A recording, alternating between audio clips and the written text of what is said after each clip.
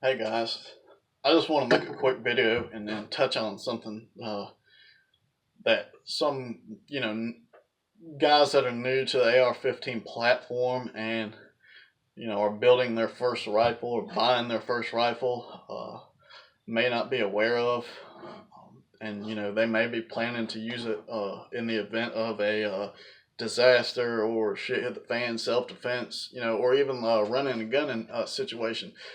And that is a polymer lower. Uh, don't buy a polymer lower if you're building a rifle for any of those reasons. Don't buy a polymer lower because I've seen all these tests on YouTube where they do they set it on fire and stupid shit like that, and that's just not relevant to in my opinion, it's not a relevant test of what you're going to be using the rifle for, or a scenario that the rifle would come under. I mean, I'm sure you could envision a scenario where you had to your rifle would be set on fire, but whatever. But all these polymer lowers have this one flaw. This is the second, when I was building my, shit hit the fan rifle, this was the second lower that I bought. It's a James Madison Tactical Gen 2. And as y'all can see, I'm kind of in the process of sandblasting this alumihide off because I'm going to do something different. Anyway, the weak point is right here. And they all break, right there if you put any kind of pressure on there. Now this, you guys can see this little white line right there. That was actually a crack that developed, and I took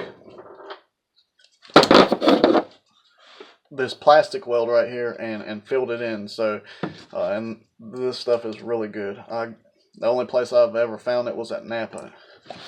Anyway, so yeah, I paid $100 for this thing.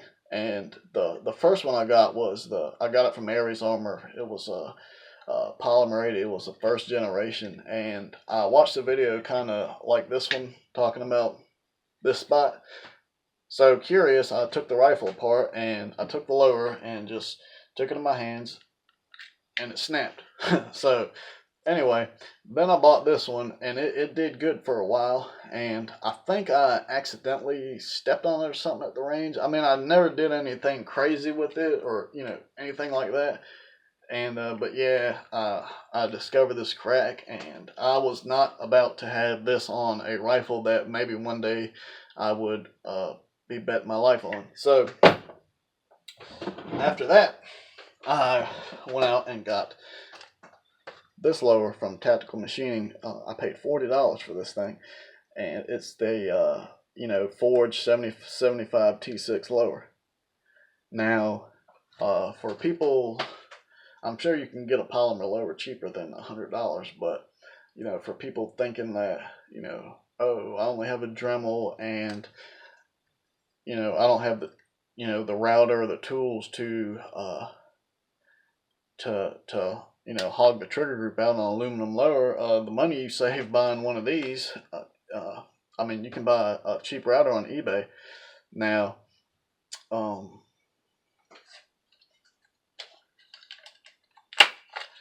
came up with a little, well, I didn't come up with it, but I thought about a little test I can do to gauge the strength of my rifle after, these two things happened, because I was kind of,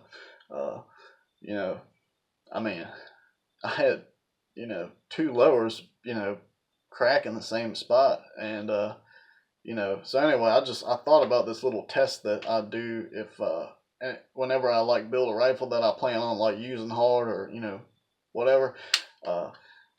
So, and, some people might say, it's not a feasible test or a relevant test, but, I beg to differ. So anyway, this is just, what I do if, just to see where it's at.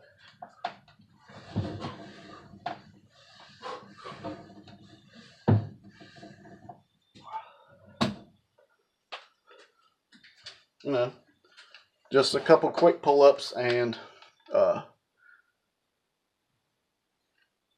as you can see, you know, it's not bent. It's oh, and for all you safety freaks on YouTube, the rifle was cleared.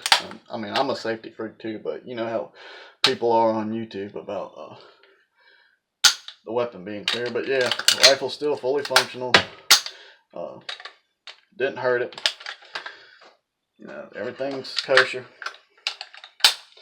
But yeah, so I have yet to see anybody with a polymer lower on their AR-15 do anything like that.